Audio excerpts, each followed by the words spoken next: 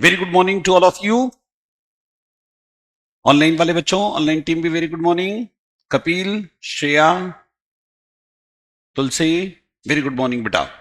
Online वाले बच्चों, Amit, very good morning. चलिए बेटा, हम स्टार्ट करते बच्चों। बेटा, कल के लेक्चर में आप लोगों का सीए फाउंडेशन एग्जाम क्लियर करने के बाद जो पोस्ट रिजल्ट बैच है उसका कल फर्स्ट डे था।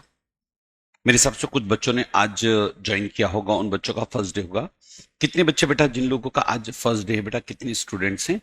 ओके, आप सभी फाउंडेशन क्लियर करके आए बेटा, डायरेक्ट एंट्री से हैं। फाउंडेशन क्या स्कोर है बेटा? Foundation 213, very good. 13 ज्यादा है बेटा।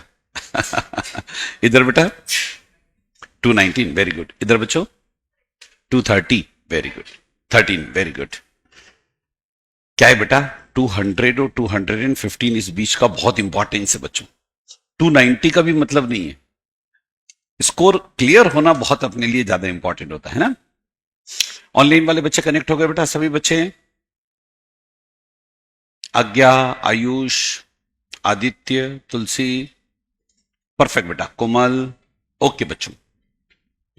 बेटा, कल के लेक्चर में सीए इंटरमीडिएट, ये हम लोगों का एक पूरा एक नया पैटर्न होता है। मैंने आप लोगों को कल के लेक्चर में कुछ इंपॉर्टेंट बातें बताई थी कि फाउंडेशन आप लोगों ने एग्जाम क्लियर किया, वो तो मैं आपको कांग्रेचुलेट करता ही हूं। और आपके पेरेंट्स के लिए भी बड़ी खुशखबरी ये होती है कि मेरे बच्चे ने एक तरह से फाउंडेशन एग्जाम में प्रोफेशनल इस एग्जाम की फर्स्ट स्टेप क्लियर कर ली। और ये एनर्जी आप लोगों को भी लास्ट मोमेंट तक काम आएगी, क्योंकि सीए फाइनल तक का एक लंबी यात्रा है और बार बार ऐसे मौके आएंगे जहां पर अपने को लगेगा कि यार कहीं इतना वर्कलोड उठाने के बजाय हम किसी दूसरे फील्ड में चले जाएं। तो ऐसे केस में हमेशा आपको ये मोटिवेट करेगा, फाउंडेशन एग्जाम हम क्लियर करके आए हैं, ये हम लोगों को पावर है। लेकिन फिर भी बेटा, फाउंडेशन का जो सेलिब्रेशन था वो एक दो दिन में अपने को खत्म करना है और अब इंटरमीडिएट पर आना है। क्योंकि जैसा मैंने आप लोगों को बताया था कि फाउंडेशन एग्जाम में आप लोग ज्यादातर देखते हैं मॉड्यूल को कवर कर लिया, मॉड्यूल पूरा कर लिया, काम खत्म और एग्जाम क्लियर। लेकिन बेटा, इंटरमीडिएट यहां अपने को चलना पड़ेगा कंसेप्चुअल डेप्थ के साथ। हम लोग भी एक एक पॉइंट, अकाउंट के एक एक कंसेप्ट को बहुत ही कंसेप्चुअल क्लियरिटी के साथ और डेप्थ में डिस्कस करेंगे। और सिर्फ मॉड्यूल तक ही अपने आप को रेस्ट्रिक्ट नहीं कर सकते बेटा। मॉड्यूल के अलावा MTP, RTP, past year exam question और कुछ ऐसे यूनिक क्वेश्चन जो कि रिवीजन के पर्पज से इतने इंपॉर्टेंट है कि एक क्वेश्चन से कई सारे कंसेप्ट क्लियर हो रहे हैं, ऐसे क्वेश्चन भी हम लोग यहां आप लोगों के बीच में डिस्कस करेंगे। और आप लोगों को भी मैंने कल रिक्वेस्ट किया था कि पूरे फ्रेंडली इन्वायरमेंट में जहां भी आपको लगता है कि कोई कंसेप्ट क्लियर नहीं हुआ, बिल्कुल पूछ लिया। उसको एक नहीं, दो, दो नहीं, तीन, तीन नहीं, चार, चार नहीं, पांचवें तरीके से भी समझाने का कहीं ना कहीं पूरी टीम जो है अपने आप में एक्सपीरियंस इतना रखती है। बस मेरी एक रिक्वायरमेंट मैंने आप लोगों को बताई थी कि हम लोग जो भी आप लोगों को पढ़ाएंगे डेली उससे रिलेटेड होमवर्क आपको भेजेंगे। होमवर्क रेगुलरली करना है बेटा। उसके पीछे रीजन सीधा सा है कि मैं यहां कितने भी क्वेश्चन करा दूं, मेरे 50 क्वेश्चन कराने के बजाय आपके 5 क्वेश्चन आपने अगर करें अपने हाथ से तो एक पूरा मोमेंटम, प्रैक्टिस, क्वेश्चन करने का कॉन्फिडेंस अपने को एग्जामिनेशन हॉल में बना रहता है। तो इसलिए होमवर्क रेगुलरली करना है, बस इतना अपने को करना है। चलो बेटा, स्टार्ट करते बच्चों हम लोग। कल के लेक्चर में बेटा मैंने आप लोगों से बात किया था कि हम अकाउंट सब्जेक्ट की कुछ बेसिक बातें करते हैं। चैप्टर में स्टार्ट करूं उसके पहले बेसिक। अब बहुत से बच्चों के मन में था भी कि यार हम तो फाउंडेशन एग्जाम दे के आए, अकाउंट का बेसिक हम लोगों को आते ही है। फिर भी बेटा स्टार्टिंग के 2 लेक्चर हम लोग कुछ बेसिक बातें करते हैं, कुछ बेसिक डिस्कस करते हैं जो कि टेक्निकली हम लोगों को बहुत काम आता है। कल मैंने सबसे पहले आपके सामने एक बेसिक टर्म उठाई थी, असेट। हाँ जी बच्चों, ऑनलाइन वाले बच्चे भी कनेक्टेड है बेटा? यस। सबसे पहले एक बेसिक टर्म मैंने आपके सामने रखी थी, असेट। हम बेसिक बातें करेंगे बेटा। असेट का मतलब क्या है, लायबिलिटी का मीनिंग क्या है, इनकम क्या है, एक्सपेंसेस क्या है। जो कि आप लोग बोलेंगे नहीं साहब हम लोगों को आता है, लेकिन टेक्निकल उसका क्या मीनिंग है वो हम लोगों को यहां डिस्कस करना। जब बेटा मैंने असेट की बात की तो आपके दिमाग में सीधी सी बात आती है बैलेंस शीट के असेट साइड में आने वाली तमाम असेट, ठीक है। लेकिन टेक्निकली अगर हम बात करें तो असेट को कल हम लोगों ने डिफाइन किया था, asset that means any resources. Asset हम उसको बोलेंगे जो कि हमारे पास किसी ऑर्गेनाइजेशन के पास रिसोर्सेस से साधन है, संसाधन है। यानी इस डेफिनेशन में से पहला मैंने पार्ट उठाया असेट रिसोर्सेस है। रिसोर्सेस आप बताओ, आपके पास कैश इन हैंड के रूप में हो सकता है, रिसोर्सेस आपके पास बैंक बैलेंस के तौर पे हो सकता है, रिसोर्सेस आपके पास मशीन के तौर पे हो सकता है, रिसोर्सेस आपके पास फर्नीचर के तौर पे हो सकता है। तो asset that means any resources. और जब मैं इन्हीं रिसोर्सेस की बात करूंगा तो आगे चल के जब मैं अकाउंट आप लोगों को डेप्थ में पढ़ूंगा तो उस समय रिसोर्सेस में भी टेंजिबल में भी इंटेंजिबल। जानते बेटा टेंजिबल इंटेंजिबल? टेंजिबल जिसका फिजिकल एग्जिस्टेंस होता है, इंटेंजिबल जिसका फिजिकल एग्जिस्टेंस नहीं होता, जैसे गुडविल है, पेटेंट है, कॉपीराइट है, डिजाइन है, ट्रेडमार्क है, लोगो, मोनो, सिग्नेचर, ब्रांड नेम, ये सब इंटेंजिबल है। रिसोर्सेस के अंदर मूवेबल और इमूवेबल दोनों रिसोर्सेस की बात करेंगे। मूवेबल मतलब जिसको हम फिजिकली मूव कर सकते हैं, फिजिकली शिफ्ट कर सकते हैं। इमूवेबल जिसको फिजिकली शिफ्टिंग हम नहीं कर सकते, just like land and building. तो असेट को अगर मैं डिफाइन करने की बात करूं, asset that means any resources. Example के तौर पे कैश है, बैंक है, प्लांट है, मशीन है, फर्नीचर है, फिक्चर्स है, और ये ऐसे रिसोर्सेज जो मेरे बिजनेस के अंदर काम आएंगे। ये resources may be movable, may be immovable, may be tangible, may be intangible. आगे विच जनरेट, ये बेटा ऐसे रिसोर्सेस जो जनरेट करेंगे, क्या जनरेट करेंगे यार? Future economic benefit. बच्चों ये देखो, इस डेफिनेशन को तोड़ के मैं दूसरा इसका पॉइंट, दूसरा इसका इंग्रेडिएंट अलग कर रहा हूं, इकोनॉमिक बेनिफिट। यानी ऐसे रिसोर्सेस से जिनसे हमारे इकोनॉमिक बेनिफिट जनरेट होंगे, आर्थिक लाभ पैदा होंगे। और कब पैदा होंगे ये आर्थिक लाभ? फ्यूचर में। जैसे मैंने आपके सामने कल एग्जांपल भी रखा था, अगर मैं फ्यूचर इकोनॉमिक बेनिफिट की बात करूं तो बच्चों, जैसे मान लीजिए आपने 50,000 रुपए का कोई एक्सपेंसेस किया, सपोज करें 50,000 का एक्सपेंसेस किया, उस 50,000 का बेनिफिट आपको एक साल के अंदर ही मिल रहा है, तो आप बताओ उसको रेवेन्यू नेचर का मान के पीएनएल में ले जाके खत्म कर देते। जैसे सिंपल सा एग्जांपल बेटा, ये पेन परचेस करा बेटा, है ना, थोड़ी देर के लिए मान लो 50,000 का, थोड़ी देर के लिए नहीं है, हाँ 50,000 का बोल दिया ना बेटा, तो इतने में तो क्या, जब मैं रख के लेक्चर लेके जाऊंगा तो वो अरिहंत लेके गायब हो जाएगा। अरिहंत अब तो ये काम धंधा छोड़ दिया होगा बेटा? हाँ गुड। सुनना बेटा, थोड़ी देर के लिए मान लो ये 50,000 का, अब बताओ ये पेन रिसोर्सेस है, ये 50,000 का है, लेकिन मान लीजिए इस पेन की वर्किंग लाइफ है सपोज करें 3 मंथ, और मैं 3 मंथ इसको यूज कर चुका हूं, और 3 मंथ अगर मैं इस पेन को यूज कर चुका हूं, इसकी वर्किंग लाइफ एक्सपायर्ड हो चुकी है, मतलब इसके इकोनॉमिक बेनिफिट कंज्यूम्ड हो चुके हैं, अब मैं इसको असेट के रूप में नहीं दिखा सकता, इसको रेवेन्यू नेचर के एक्सपेंसेस के रूप में मेरे को प्रॉफिट एंड लॉस अकाउंट में ले जाके रिटर्न ऑफ करना पड़ेगा। और यही अगर मान लो मैंने 5 लाख रुपए की कार परचेस करी होती, सब उस करें 5 लाख की मैंने कार परचेस करी,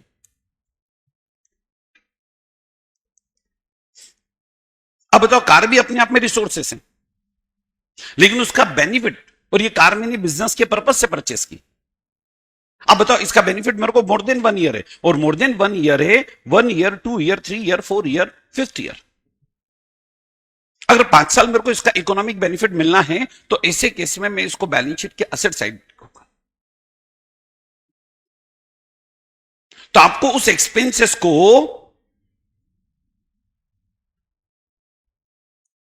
रेवेन्यू नेचर का मानना है या कैपिटल नेचर का मानना है, ये इस बात पे डिपेंड करता है क्या उसके इकोनॉमिक बेनिफिट एक्सपायर्ड हो चुके हैं। अगर आपने कोई एक्सपेंसेस किया, उसके इकोनॉमिक बेनिफिट एक्सपायर्ड हो गए, कंज्यूम्ड हो गए, मिल चुके हैं, यूटिलाइज हो चुकी वो असेट, तो बोलो उसको हम प्रॉफिट एंड लॉस अकाउंट में ले जाके खत्म कर देते हैं। जैसे मैंने एक सिंपल सा एग्जांपल दिया, साहब मैंने 50,000 का पेन परचेस किया, इसकी वर्किंग लाइफ 3 मंथ है, 3 मंथ में इसको यूज कर चुका हूं, इसकी वर्किंग लाइफ एक्सपायर्ड हो चुकी है, अब मैं इसको असेट के तौर पे नहीं लिख सकता, इसको रेवेन्यू नेचर के एक्सपेंसेस के तौर पे प्रॉफिट एंड लॉस अकाउंट में ले जाके रिटर्न ऑफ करना पड़ता है।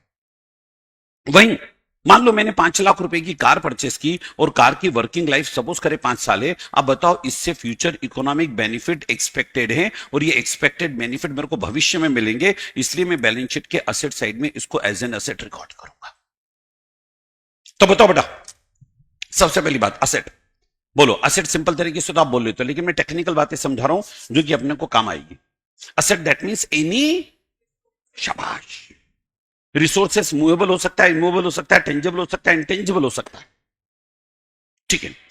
ये रिसोर्सेस ऐसा होगा जो जनरेट करेगा फ्यूचर इकोनॉमिक, अच्छा इकोनॉमिक बेनिफिट अगर मिल चुके हैं तो रेवेन्यू नेचर का खर्चा हो गया, पीएनएल में ले जाके रिटर्न ऑफ।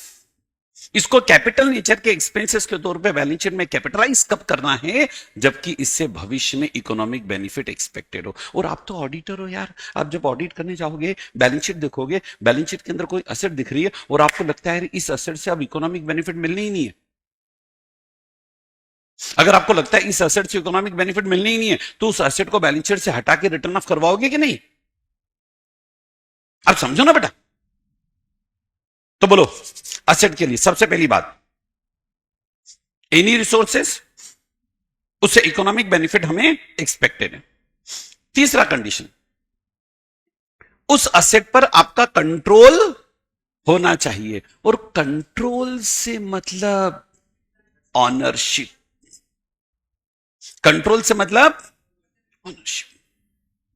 जैसे एग्जांपल के तौर पे सपोज करें, मैंने कल आपके सामने एग्जांपल रखा था, बाहर एक कार खड़ी हुई है, कार भी बोलो रिसोर्सेस है, नई कार है रिसोर्सेस है, उसका इकोनॉमिक बेनिफिट आपको मोर देन 1 ईयर मिलेगा, लेकिन आप उसको अपनी बैलेंस शीट में तब लिखोगे ना जबकि आपका उस असेट पर कंट्रोल होगा, मतलब आपकी ऑनरशिप की होगी। और अगर किराए पे कार मंगवाई है तो क्या उसको बैलेंस शीट के अंदर लिख लोगे? अपन पढ़ क्या रहे हैं, अपन असेट पढ़ रहे हैं ना, तो असेट तो वो रिसोर्सेस लिखोगे जिन रिसोर्सेस पर आपका कंट्रोल है। और जब मैं कंट्रोल की बात करूंगा तो कंट्रोल का मतलब है आपका ऑनरशिप, और ऑनरशिप का मतलब इतना कंट्रोल कि आप उस असेट को बेच सको, उस असेट को लीज पे दे सको, उस असेट को लेट आउट कर सको, उस असेट को डिस्पोज ऑफ कर सको, उस असेट को एक्सचेंज कर सको। इसका मतलब कुल मिला के आपका उस असेट पर क्या होना चाहिए, ऑनरशिप होना चाहिए। और जब ऑनरशिप की भी मैंने बात की थी, तो ऑनरशिप के अंदर भी 2 तरह से ऑनरशिप हो सकती, लीगल ऑनरशिप, क्योंकि कई बार कुछ प्रॉपर्टी हम अपने नाम पे खरीदते, और वहीं मैंने आपसे बात की थी डीम्ड ऑनरशिप, कई बार कुछ प्रॉपर्टी हम अपने नाम पे खरीदने के बजाय हम किसी और के नाम खरीद लेते हैं, लेकिन फैक्ट ये होता है कि वो प्रॉपर्टी हमारी है। जैसे एग्जांपल के तौर पे पार्टनरशिप फॉर्म है, सुनना, पार्टनरशिप फॉर्म है, पार्टनरशिप फॉर्म की बुक चेक कर रहे हो, बोलो सारी असेट पार्टनरशिप फॉर्म के नाम से होनी चाहिए। मान लो एक एसी परचेस करा हमने और गलती से बिल फॉर्म के नाम के बजाय पार्टनर के नाम पे बन गया, लेकिन वो जो एसी है फॉर्म के लिए परचेस करा, फॉर्म के अकाउंट से पेमेंट हुआ, फॉर्म के अंदर यूज हो रहा है, बाय डिफॉल्ट छोटा सा मिस्टेक ये हो गया कि बिलिंग किसके नाम पे हो गया, एक पर्टिकुलर पार्टनर के नाम पे, फॉर्म के नाम पे होने के बजाय। तो भी बताओ, अकाउंटिंग स्टैंडर्ड 1 के according substance over the form का कंसेप्ट हम यूज करते हैं और उसको फॉर्म की ही असेट मानते हैं, क्योंकि ट्रांजेक्शन जेन्युइनली फॉर्म के पर्पज से ही किया है। वहीं मैंने आपके सामने एग्जांपल दिया था, कई बार कोई असेट हम हायर परचेस यानी इंस्टॉलमेंट पे परचेस कर लेते, उसकी मैंने ट्रक परचेस किया बिजनेस के पर्पज से, फाइनेंस कराया, अभी ऑनरशिप मेरे नाम पे नहीं है, सारे लीगल पेपर, ऑनरशिप के पेपर फाइनेंस कंपनी के पास पड़े, मैं किससे भर रहा हूं, ट्रक को यूज कर रहा हूं बिजनेस के अंदर, और चूंकि बिजनेस के अंदर यूज कर रहा हूं उसके रिपेयर मेंटेनेंस के खर्चे में भुगत रहा हूं, तो उसका डिप्रिसिएशन भी मेरे को मिलेगा क्योंकि मैं डीम्ड ऑनर की कैटेगरी में आऊंगा। तो अब देखो बेटा, सबसे पहले मैंने आपसे जनरल बातें करना स्टार्ट की यार। देखो जनरल बातें इसलिए क्योंकि भाई आप सीए फाउंडेशन एग्जाम क्लियर करके आए, मेरे को पता है बहुत कॉन्फिडेंट और बहुत अच्छे बच्चे हैं, है ना। और कुछ बच्चे अगर किसी कारण से अटक भी गए हैं तो वो भी अच्छे बच्चे हैं, थोड़े से एफर्ट में 19-20 कमी रह जाती बेटा, नेक्स्ट अटेम्प्ट में उनको वापस फाइट करना चाहिए, है ना। अब देखो एग्जाम क्लियर करके आए हैं मतलब कॉन्फिडेंस तो है, बट कुछ बेसिक चीजों तो डिस्कस करनी पड़ेगी। बोलो, जैसे असेट है, लाइबिलिटी है, इनकम है, एक्सपेंसेस है, उनका टेक्निकल रूप डिस्कस करना पड़ेगा, जो कि हमें अकाउंटिंग स्टैंडर्ड्स और आईसीएआई की लैंग्वेज के अकॉर्डिंग रिक्वायर्ड है। बताओ जी, सबसे पहले उठाया मैंने असेट। बोलो असेट में कितनी बातें चेक करेंगे? 3। पहली बात बेटा any resources, second condition future economic benefit generate कर सकती हो इतनी capable. Third control, that means ownership. Ownership that means उस एसेट को मैं बेच सकता हूं, लीज कर सकता हूं, लेट आउट कर सकता हूं, डिस्पोज कर सकता हूं, एक्सचेंज कर सकता हूं, उस एसेट पर मेरा कंट्रोल होना चाहिए, ऑनरशिप होनी चाहिए। ऑनरशिप में भी लीगल, लीगल मतलब सारे पेपर मेरे नाम पे। मैंने एक बिल्डिंग परचेस की बिजनेस के लिए, वो बिल्डिंग के सारे पेपर मेरे नाम पे। कई बार कुछ प्रॉपर्टी मेरे नाम पे होने के बजाय किसी और के नाम पे हो सकती है, जिसे फाइनेंस कंपनी के नाम पे है, मैं किससे भर रहा हूं, उसको यूज बिजनेस के पर्पज से कर रहा हूं, उसको आगे चल के डीम्ड ऑनर की कैटेगरी के अंदर हम लेते हैं। कई बार पार्टनरशिप फर्म से गलती हो सकती है कि फर्म का आप ऑडिट कर रहे हो, फर्म ने एसी परचेस करा, फर्म के अकाउंट से पेमेंट हुआ, फर्म के नाम से बिल बनना था, गलती से बिलिंग एक पर्टिकुलर पार्टनर के नाम पर हो गया, लेकिन असेट अगर फर्म के अंदर यूज हो रही है, पेमेंट फर्म से हुआ, उस पर डेप्रिसिएशन, रिपेयर, मेंटेनेंस सब कुछ फर्म की बुक में आएगा, क्योंकि हमें AS1 के अंदर सिखाया जाता, सीए फाउंडेशन के अंदर पहला बेसिक कंसेप्ट पढ़ा होगा सब्सटेंस ओवर द फॉर्म, कि ट्रांजेक्शन के ऊपर फॉर्म क्या दिख रहे हो उस पर मत जाओ, अंदर की सब्सटेंस, अंदर की रियलिटी देखो। और अगर असेट जेन्युइनली फॉर्म में यूज हो रही है तो असेट किसकी बुक में मानी जाएगी? फॉर्म की। पक्का बेटा? बच्चों ईमानदारी से क्लियर? पक्का? बोलो फर्स्ट पॉइंट में किसी बच्चे को डाउट हो तो पूछो। चलो सेकंड पॉइंट मैंने उठाया था लाइबिलिटी। ऑनलाइन वाले बच्चों, हाँ बेटा Ankit very good, Harshvardhan Singh very good, Harshvardhan sound नहीं आ पा रहा है क्या बेटा? चेक करना। हर्षवर्धन, अंकित, कोमल, तुलसी, आज्ञा एक बार चेक करो बेटा। प्रियांशी, ओके बेटा, ओके बच्चा, ठीक है। चित्रांश, परफेक्ट। चलो अब सेकंड टर्म उठाया था बेटा मैंने लाइबिलिटी। लाइबिलिटी, अब लाइबिलिटी जब हम बोलते हैं ना, तो देखो बैलेंस शीट का लाइबिलिटी साइड मेरे को दिखाई देता है।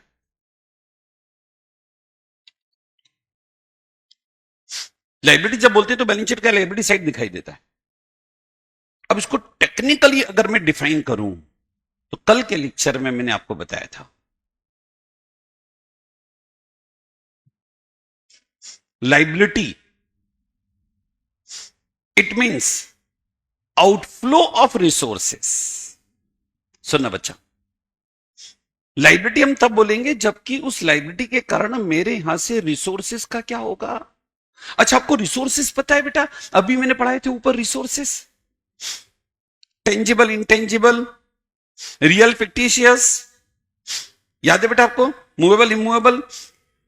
सुनना, लाइबिलिटी हम तब बोलेंगे जहां पर कि रिसोर्सेस का क्या होगा? Outflow under present obligation. Under present obligation मतलब ये जो आउटफ्लो होगा ना, ये आउटफ्लो किसके कारण होगा?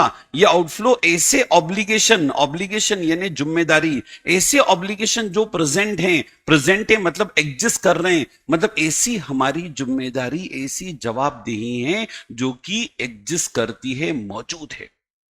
जैसे एग्जांपल के तौर पे आप बताओ जी, आपने बैंक से लोन लिया 50 लाख रुपए का। बोलो बेटा, अगर आपने 50 लाख रुपए का बैंक से लोन लिया तो बताओ जी, क्या ये ऑब्लिगेशन आज की तारीख में एग्जिस्ट कर रहा है कि नहीं? कर रहा ना भाई, लोन लिया तो पैसा देना ना, अरे कर्जा लिया तो चुकाना ना भाई, ये ऑब्लिगेशन एग्जिस्ट कर रहा है, कंफर्म है। चलो अगर मान लो आपने किसी से गुड्स परचेस किया, क्रेडिटर से गुड्स परचेस किया 5 लाख का, तो ये ऑब्लिगेशन एग्जिस्ट कर रहा है। और भी किसी से उधार माल खरीदा तो उसको पैसा देने की नियत है कि नहीं? अरिहंत, आपकी बात नहीं कर रहा हूं मैं, वो भी हां कर रहा है बेटा। और ऐसा व्यक्ति हां कर रहा है जिसने जिससे माल उधार खरीदा उसको जीवन में कोई पैसा मतलब दिए ही नहीं। अरिहंत गुस्सा नहीं, मन शांत, मन शांत। अरिहंत जैन, जैन ना? हाँ, अहिंसा परमो धर्म, मन शांत। चलो सुनो मेरी बात। लाइबिलिटी में कितनी बातें देखेंगे? दो। पहली बात, outflow of resources. Second, due to present obligation. Present obligation that means obligation exist करता है एग्जिस्टेंस में। और अब देखो, कल मैंने आप लोगों को ऑब्लिगेशन को भी दो कैटेगरी में बताया था। ऑब्लिगेशन प्रेजेंट भी हो सकता है, पॉसिबल यानी प्रोबेबल, एस्टिमेटेड, प्रोजेक्टेड, संभावित, अनुमानित ऑब्लिगेशन भी हो सकता है। लेकिन हम लाइबिलिटी उसको बोलेंगे जहां पर कि ऑब्लिगेशन क्या है? प्रेजेंट है। प्रेजेंट है यानी कि ऑब्लिगेशन, ऑब्लिगेशन एग्जिस्ट करता है, ऑब्लिगेशन सर्टेन है, कंफर्म है। कैसे कंफर्म है भाई? बैंक से लोन अगर मैंने 50 लाख का लिया है तो बैंक को पैसा देना है। अगर मैंने क्रेडिटर से 5 लाख का माल उधार खरीदा, पैसा देना है। मैंने मजदूर से काम करवाया, पुष्कर मजदूर से काम कराया, तो मजदूरी देना है बेटा। मजदूर का पैसा नहीं खाना पुष्कर। हाँ, 10,000 रुपए देना है, मतलब ये लाइबिलिटी है। ऑब्लिगेशन एग्जिस्ट करता है। चलो इसके अपोजिट, प्रोबेबल ऑब्लिगेशन।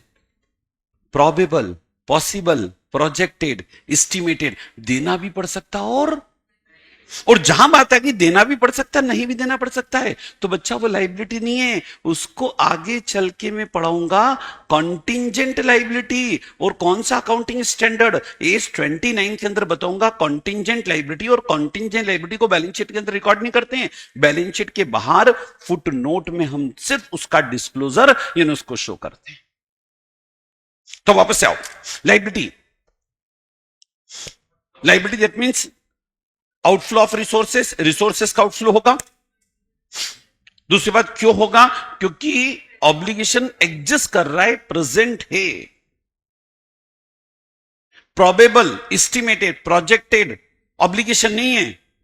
यानी अगर ऐसा ऑब्लिगेशन है जहां पैसा देना भी पड़ सकता है, नहीं भी देना पड़ सकता है, तो आप बताओ उसको बैलेंस शीट के अंदर रिकॉर्ड नहीं करते, बैलेंस शीट के बाहर कॉन्टिंजेंट लायबिलिटी के तौर पे शो कर देते हैं।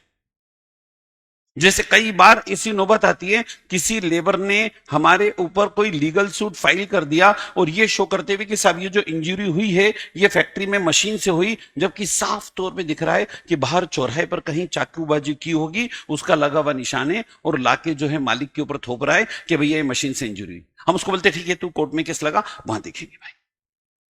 होता ना बेटा, कई बार होता है यार।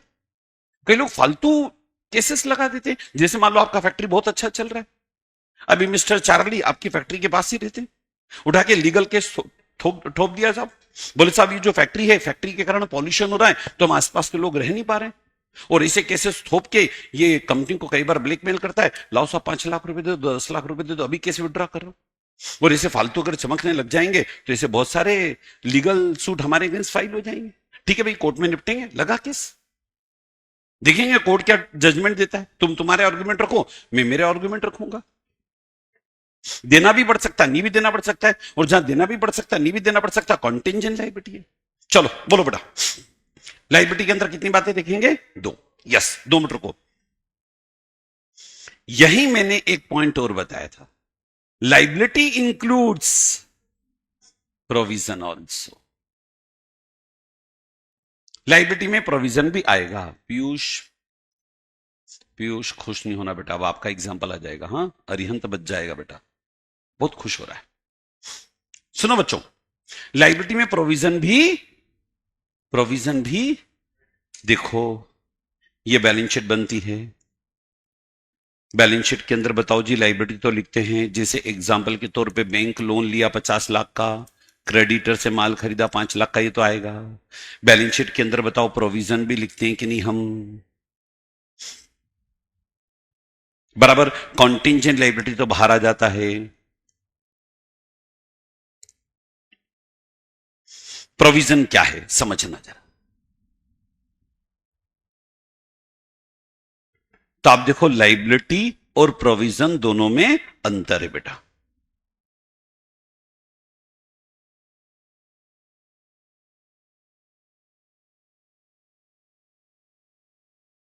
लाइबिलिटी प्रोविजन दोनों में अंतर है, और ये मैं समझाऊंगा आपको एस 29 के अंदर, बट फिर भी अभी बेसिक के अंदर बात करते हैं। दो बातें चेक करो, पेबल यानी आउटफ्लो ऑफ रिसोर्सेस, दूसरी बात अमाउंट।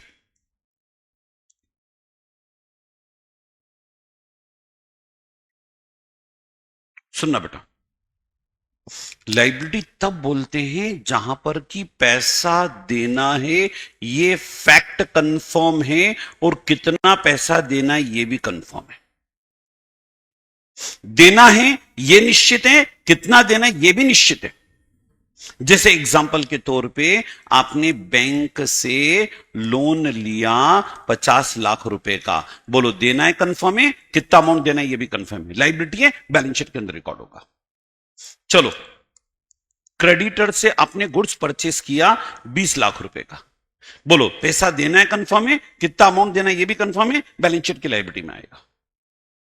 चलो, आउटस्टैंडिंग वेजेस है, पुष्कर नाम के लेबर, नहीं सॉरी, मतलब ठीक है कोई बात नहीं, गुस्सा नहीं, हाँ, पुष्कर नाम के लेबर से हमने काम करा लिया,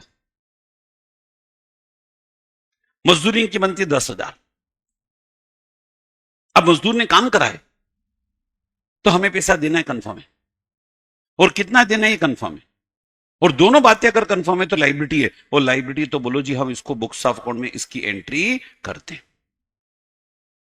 प्रोविजन, प्रोविजन वहां बोलेंगे जहां जहां आउटफ्लो ऑफ रिसोर्सेस तो कंफर्म है, देना है ये कंफर्म है। पीयूष परमार पीपी, ओके, पैसा देना है ये कंफर्म है, देना है ये कंफर्म है, रिसोर्सेस का आउटफ्लो होगा ये कंफर्म है, लेकिन अमाउंट कितना है ये कंफर्म नहीं है। देना है कंफर्म है, रिसोर्सेस का आउटफ्लो होगा, मेरी बात सुनना बच्चा, हां, रिसोर्सेस का आउटफ्लो होगा ये, आउटफ्लो होगा ये, लेकिन अमाउंट कंफर्म, और अमाउंट कंफर्म नहीं है, इसलिए यहां पर हम जब प्रोविजन बनाते हैं ना, तो प्रोविजन कितने अमाउंट का बनाते हैं, एस्टिमेटेड अमाउंट का। पहली बात, आपको प्रोविजन तो बनाना ही पड़ेगा क्योंकि आउटफ्लो ऑफ रिसोर्सेस कंफर्म है, इसे प्रोविजन बनाना ही पड़ेगा, प्रोविजन बनाना पड़ेगा मतलब एंट्री तो करनी पड़ेगी, क्योंकि अमाउंट कंफर्म नहीं है तो बेस्ट पॉसिबल जो भी एस्टिमेट बनता है उतने अमाउंट का आपको प्रोविजन बनाना ही पड़ेगा। जैसे एग्जाम्पल के तौर पर प्रोविजन फॉर टैक्स। बच्चों सुनना बेटा, आज अगर मैं बिजनेस लेके बैठा हूं, मैंने नेट प्रॉफिट कमाया 31 मार्च का दिन, नेट प्रॉफिट निकाला, अब नेट प्रॉफिट है ना तो टैक्स तो देना है, कितना देना है यार, कितना देना है। हम एक काम करते हैं, हम अपनी नॉलेज के बेसिस पर इनकम टैक्स को जितना जानते हैं, हमारा कंसल्टेंट जितना जानता है उसके बेसिस पे हमारी प्रॉफिट एंड लॉस अकाउंट को देख के वो एक मोटा मोटा एस्टिमेटेड आपको टैक्स लायबिलिटी बता देता है।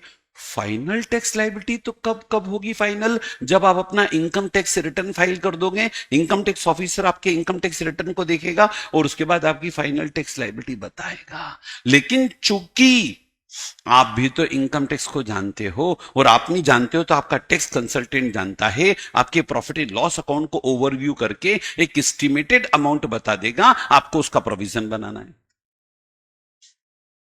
बोलो क्लियर, पक्का। Example change, provision for bed date. बताओ जी, मेरे 500 डेटर, किसी को लाख, किसी को 2 लाख, किसी को 5 लाख, किसी को 4 लाख के सामने माल बेचा हुआ, ये डेटर मेरे रिसोर्सेस है, इनसे कलेक्शन होगा, डेटर मेरे रिसोर्सेस है, असेट है, कलेक्शन होगा। लेकिन इन डेटर में, इन 500 डेटर में एक दो तो अरिहंत हैं। अरिहंत ये मतलब, ठीक है बेटा, अरिहंत ये वो व्यक्ति हैं जिनसे पैसा और 500 की भीड़ में दो चार अरिहंत तो हैं। अब आप बताओ, मैं मान के चल रहा हूं कि साहब मेरा पैसा डूबेगा, बिजनेस का ये पास्ट एक्सपीरियंस है, और 5% डूबता ही है, तो 5% का एस्टिमेटेड बेसिस पर हम प्रोविजन बना लेते हैं। 500 डेटर बिजनेस लेके बैठे तो उधार माल बेचना पड़ेगा, और जब उधार माल बेचना पड़ेगा, जब कलेक्शन करने जाएंगे तो 100% डेटर से कलेक्शन नहीं होगा, क्योंकि 100% डेटर गुड डेटर्स नहीं है। बिजनेस के पास्ट एक्सपीरियंस के अकॉर्डिंग मैं ये प्रोजेक्ट करता हूं, एस्टिमेट करता हूं कि रीजनेबली 5% का बेड डेप्ट तो होता ही है, तो 5% का प्रोविजन बनाना पड़ेगा। बराबर बेटा? रिसोर्सेस का आउटफ्लो होगा ये कंफर्म है, अमाउंट कंफर्म नहीं है, इसलिए एस्टिमेटेड। ऐसे ही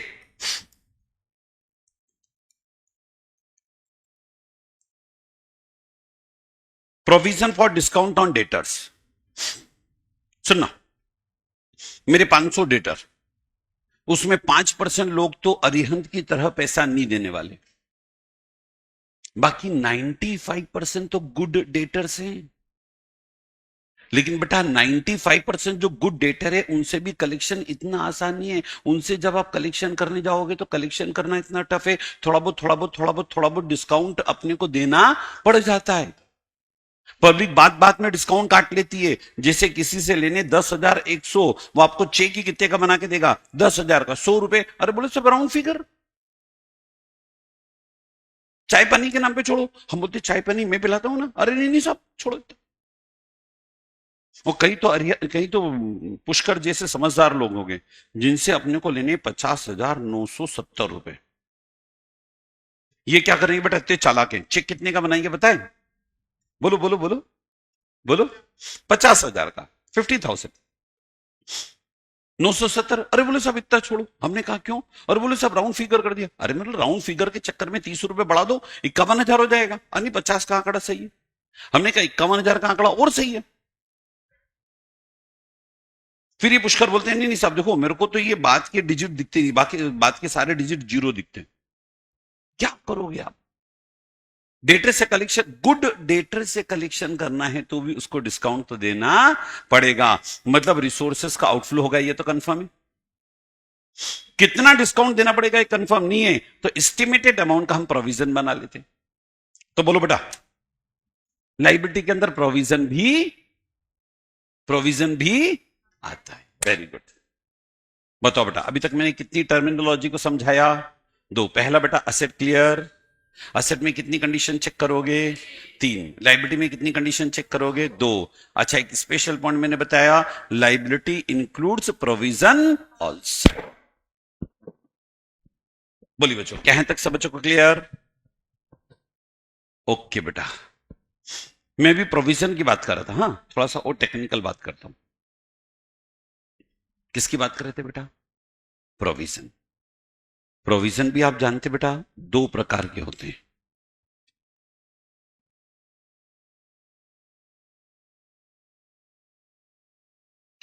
प्रोविजन को भी मैं 2 कैटेगरी में बांट रहा हूं बेटा। ऑनलाइन वाले बच्चों,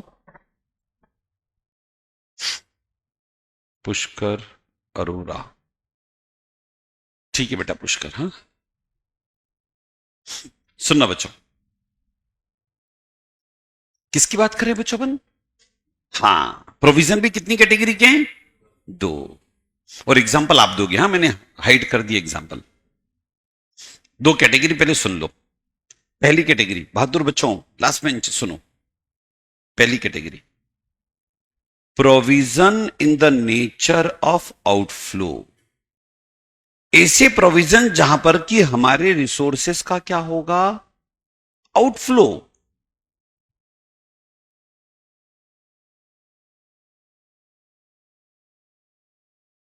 है ना? जहां रिसोर्सेस का क्या होगा? आउटफ्लो। दूसरा, ऐसे provision in the nature of losses, जहां आउटफ्लो नहीं होगा। ये जो हमारे रिसोर्सेस है ना, रिसोर्सेस, इन रिसोर्सेस में क्या होगा पता है? रिडक्शन। बच्चों, पहले कौन से प्रोविजन है? जहां रिसोर्सेस बाहर जाएंगे। दूसरे, रिसोर्सेस वहीं श्रिंक हो जाएंगे, कम हो जाएंगे, सिकुड़ जाएंगे। रिड्यूस हो जाएंगे, रिडक्शन हो जाएगा। अब एग्जांपल देता हूं मैं दोनों कैटेगरी के। पहली category, provision for outstanding wages. सुनना, हाँ सुनना बच्चों, 31 मार्च का दिन होता है, मेरे को अपने फाइनल अकाउंट प्रिपेयर करने। अब 31 मार्च के दिन मेरे यहां 500 मजदूर है, 500 में से 480 मजदूर आए थे, तो 480 मजदूरों को तो मजदूरी का मैंने हिसाब कर दिया। 20 मजदूर अब्सेंट थे, उनके कैलकुलेशन थोड़े से टेक्निकल है क्योंकि उनके अब्सेंटीज में किसी का प्रमोशन है, तो ऐसे केस में 20 मजदूर का जो वेजेस मेरे को देना बाकी है, एक मोटे माटा अमाउंट का मैं आउटस्टैंडिंग ऑफ वेजेस के नाम से प्रोविजन कर देता हूं कि भाई काम कराए तो देना है, अमाउंट अभी बैठ के कर लेंगे, बहुत ज्यादा फर्क नहीं आएगा।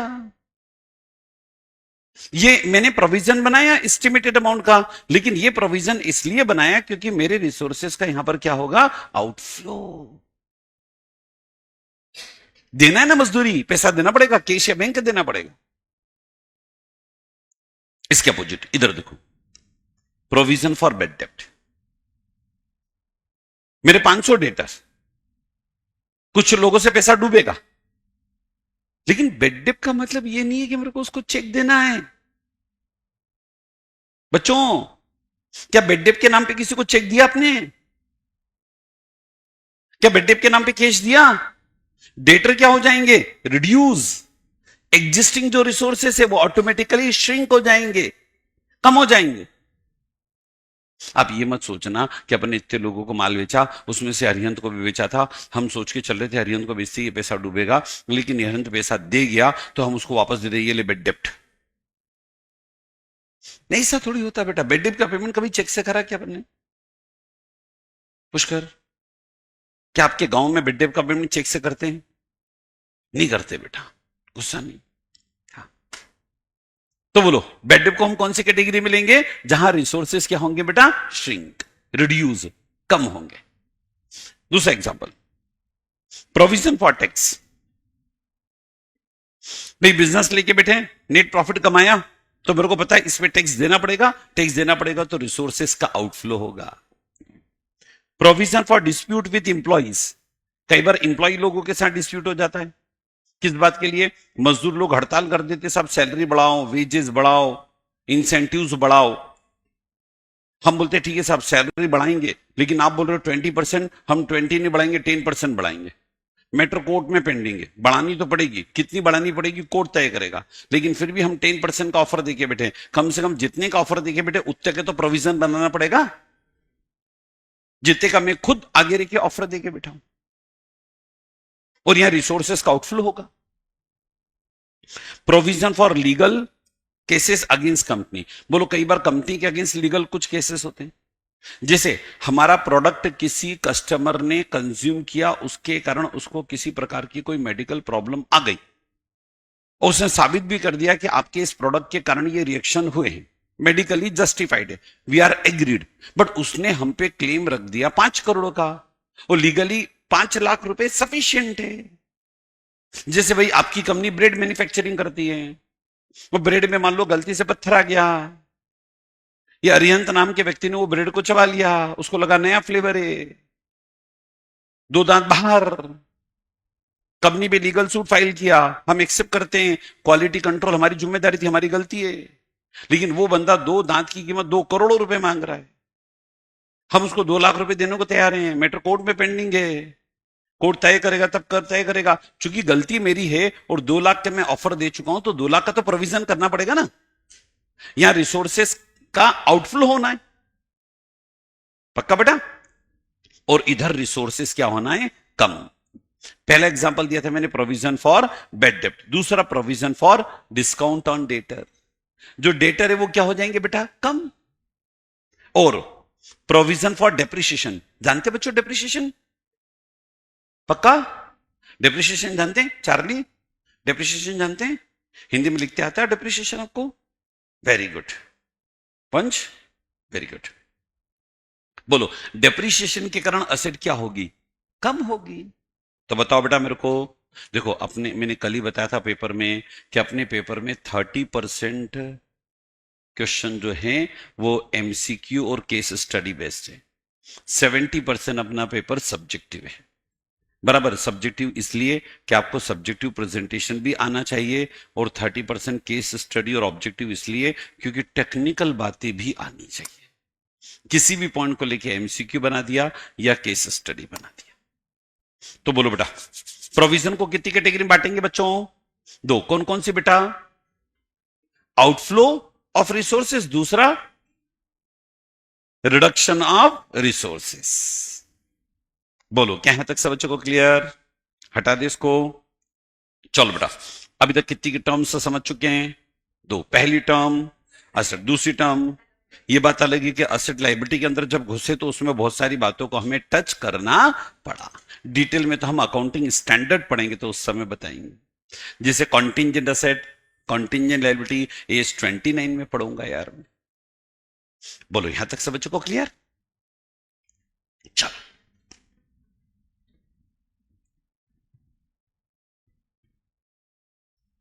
हाँ जी, अब मैं बात करने जा रहा हूं आपके सामने इनकम। ऑनलाइन वाले बच्चों, श्रेया, अंकित, आज्ञा, कोई भी डाउट है बिल्कुल पूछ सकते हो बेटा। एनी डाउट, डिफिकल्टी, बिल्कुल पूछ सकते हो। चलो बच्चों, बोर्ड पे देखना। अब आपको इनकम शब्द को डिफाइन करना है।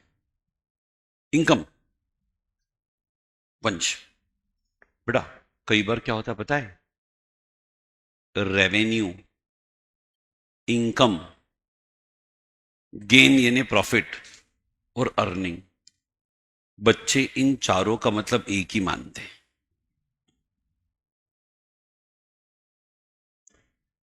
मैं किस किस की बात कर रहा हूं बेटा? रेवेन्यू, इनकम, गेन, गेन यानी प्रॉफिट, गेन ऑब्लिक प्रॉफिट, और चौथे नंबर पे अर्निंग। और आप बताओ, इन चारों में अंतर है, चारों में डिफरेंस है। चलो आपके हिसाब से बताओ। चलो पहले तो आप इनकम शब्द को डिफाइन करो। इनकम में क्या आएगा?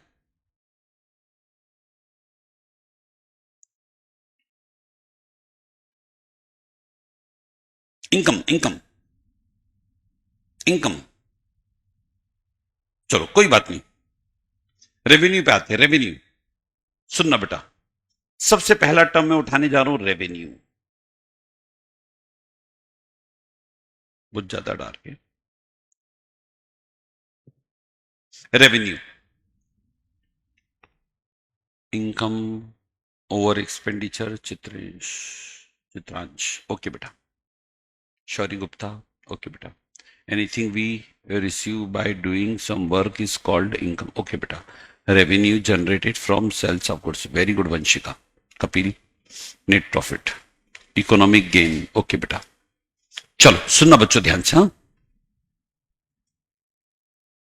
बच्चों, ये हम आगे चल के बनाएंगे इनकम एंड एक्सपेंडिचर, यानी एक तरह से प्रॉफिट एंड लॉस अकाउंट, और हमारी सारी इनकम हम यहां लिखेंगे। अब देखो कैसे। आप गुड्स बेचते हैं, सपोज करें फर्नीचर खरीदने बेचने का बिजनेस स्टार्ट किया, फर्नीचर बेचते हैं। तो फर्नीचर को जब आप बेचते हैं तो यहां लिखते हैं बाय सेल्स, बराबर ना बेटा? ये जो बाय सेल्स लिखा है ना आपने, ये रेवेन्यू है।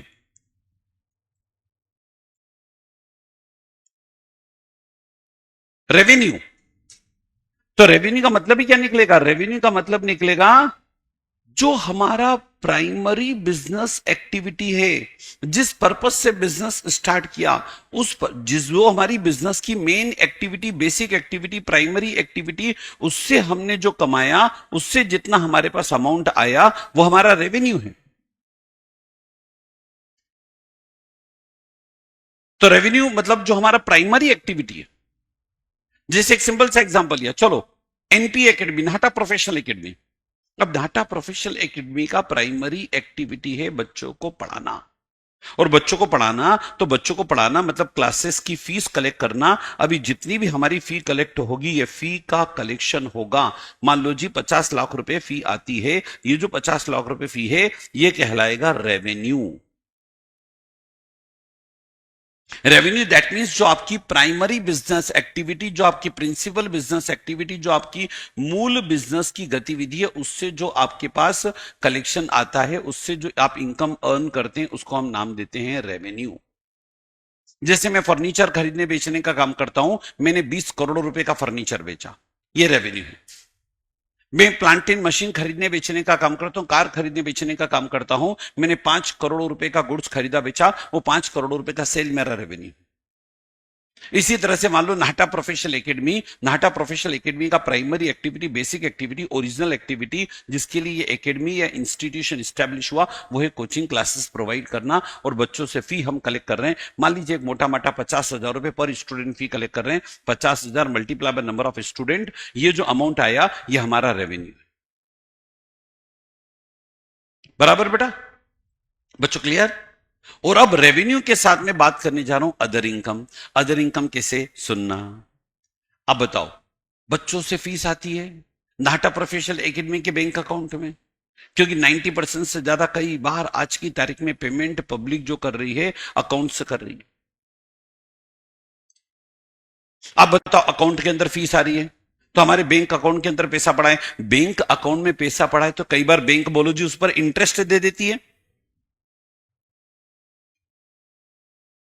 बैंक में कई बार सरप्लस पैसा पड़ा हुआ है, तो हम उसको उठा के इन्वेस्ट कर देते हैं, तो आपको इनकम ऑन इन्वेस्टमेंट भी आ जाती है।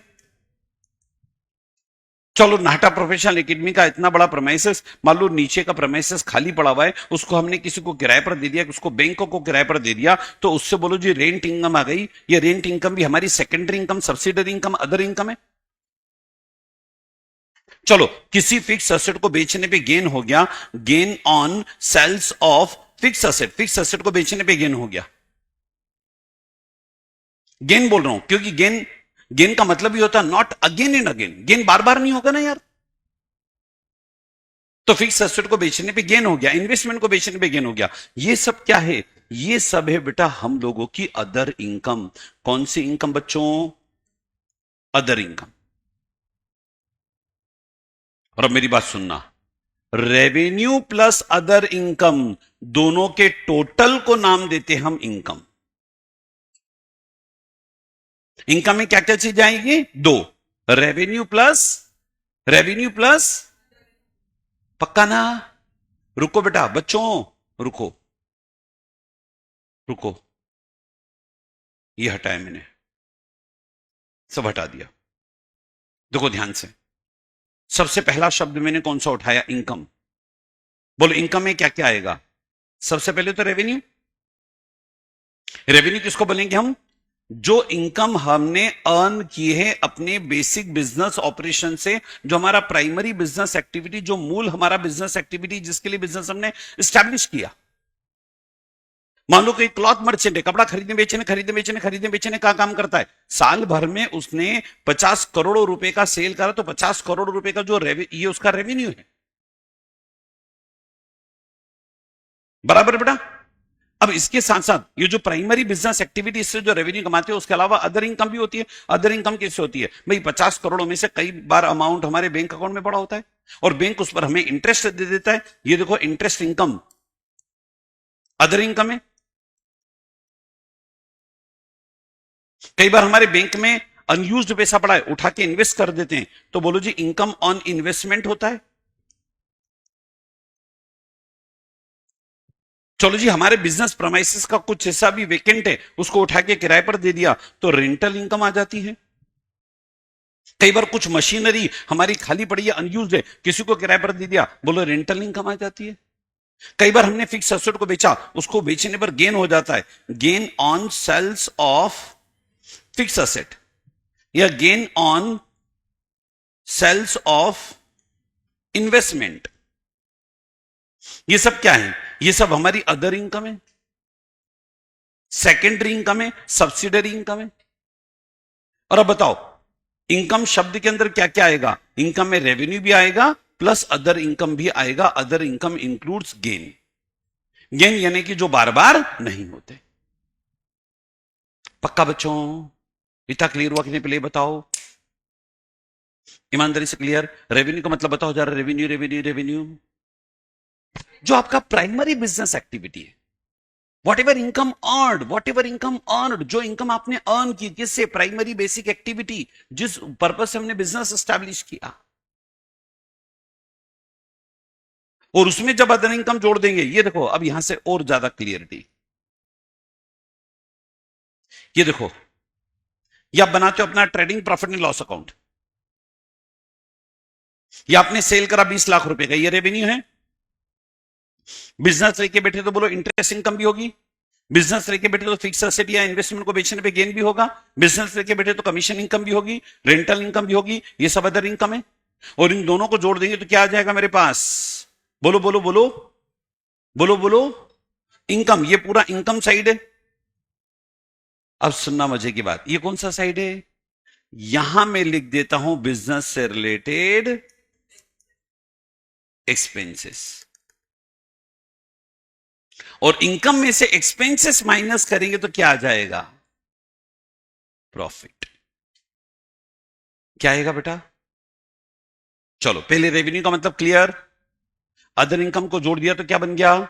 इनकम। इनकम में से एक्सपेंसेस माइनस कर दिया तो प्रॉफिट। प्रॉफिट में से माइनस कर दिया मैंने टैक्स, यानी इनकम टैक्स। तो मेरे पास बच जाएगा भाई लोग earning. Earning available for equity share holder या प्रेफरेंस शेयर होल्डर, या earning available for owner of business. पक्का? पुष्कर क्लियर बेटा? वंश क्लियर? चलो अब देखो, इसी को फॉर्मूले के तौर पे लेता हूं। बताओ इनकम में क्या क्या आएगा? Revenue plus other income. बोलो कोई डाउट हो इसमें तो पूछो। पुष्कर? हाँ बेटा। कौन सी बेटा? Disposable. Disposable income. Disposable income ऐसी नहीं होती बेटा। डिस्पोजेबल मतलब जो हमारी बिजनेस, उसको सेकेंडरी इनकम बोल दो आप। एक प्राइमरी एक्टिविटी की इनकम। प्राइमरी एक्टिविटी मतलब जिसके लिए कि हमने बिजनेस को स्टैब्लिश करा। स्टैब्लिश करा मतलब जो हमारा बेसिक बिजनेस एक्टिविटी। बराबर बच्चों? और सेकेंडरी जो एक्टिविटी है, जैसे इंटरेस्ट इनकम है, अदर इनकम है, इन सबको जोड़ोगे तब जाके आपके पास टोटल इनकम आएगा।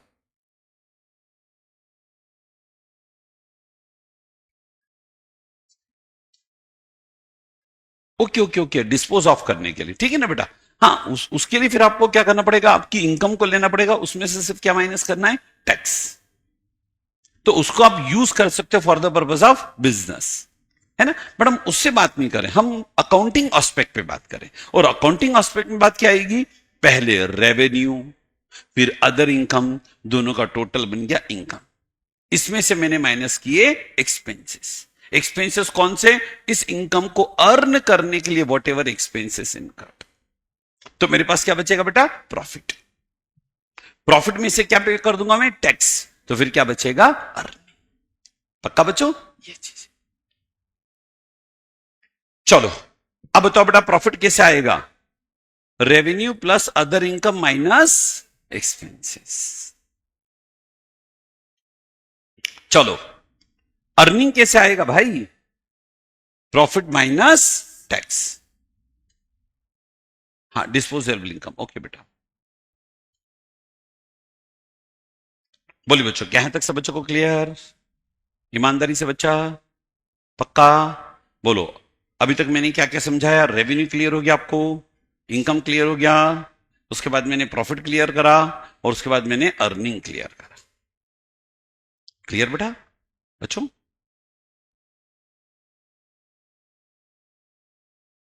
हटा दो इसको। रुको, अभी कहानी खत्म नहीं हुई है, पिक्चर तो अभी बाकी है बेटा। हटा दो इसको, परमिशन दो, हटा दें? हाँ, रुक जाओ।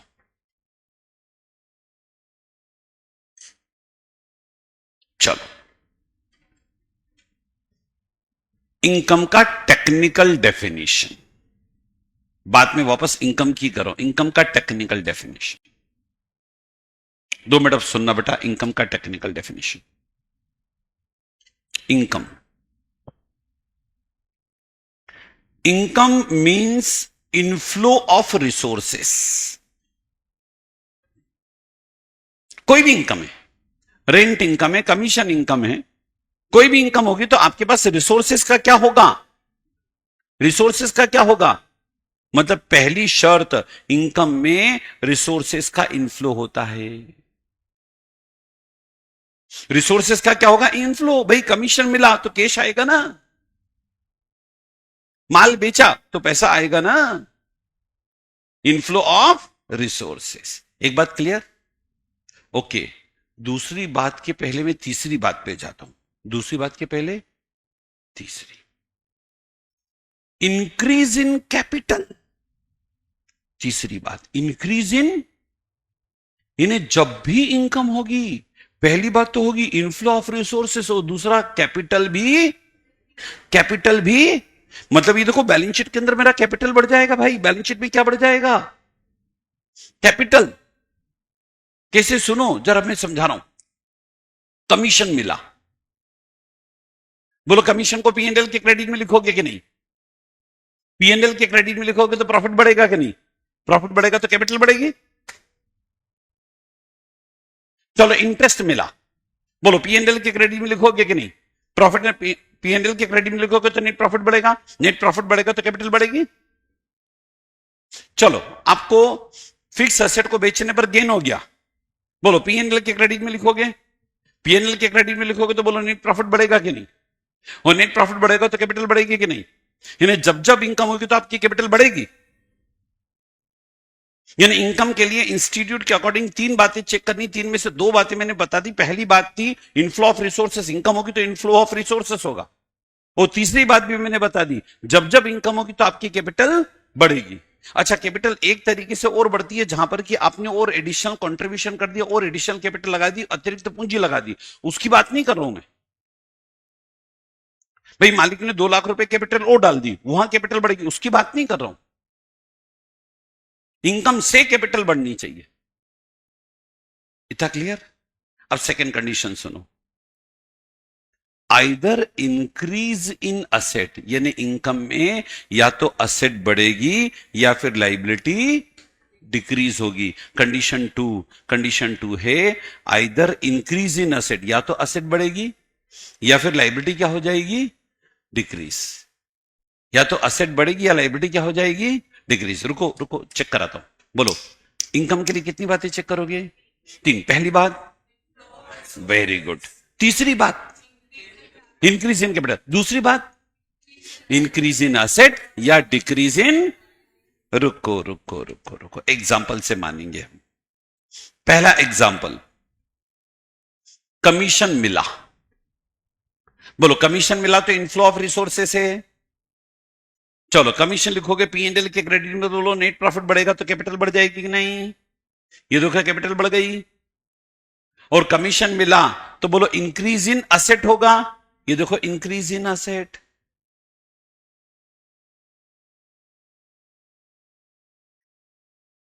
पक्का? चलो अब बताओ, कमीशन अर्न्ड, कमीशन अर्न मतलब कमीशन आपका एक्रूड हो गया। कई बार होता ना कमीशन मिला नहीं, कमा लिया, काम कर दिया, सेवाएं दे दिए, कमीशन अर्न कर लिया। अब बताओ इसके भी इफेक्ट बताओ। कमीशन अर्न किया तो बोलो यहां पर भी रिसोर्सेस का इनफ्लो होगा, क्योंकि एक्रूड कमीशन बैलेंस शीट के असेट साइड में दिखेगा और वो असेट है। रिसोर्सेस बढ़े मेरे, संपत्तियां बढ़ी। बोलो कमीशन को लिखोगे पीएनएल के क्रेडिट में तो नेट प्रॉफिट बढ़ा तो कैपिटल बढ़ी। और तीसरी बात, असेट भी बढ़ी क्योंकि एक्रूड कमीशन यहां आ जाएगा। पक्का?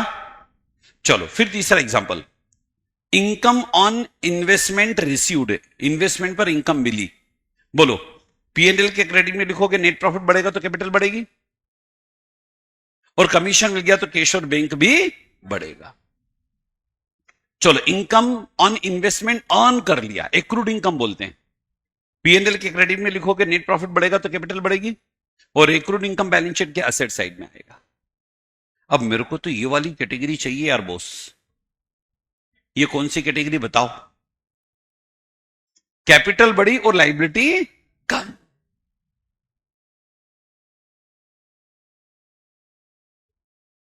इस कैटेगरी का कोई एग्जांपल दो।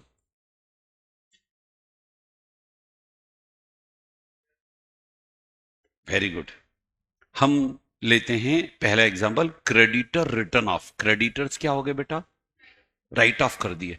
होता ना बेटा, मैंने किसी से माल खरीदा, अब मेरे को इतने सारे क्रेडिटर, उसमें एक क्रेडिटर और है, जैसे वंश नाम का क्रेडिटर है, इनको मेरे को 15,000 रुपए देने हैं।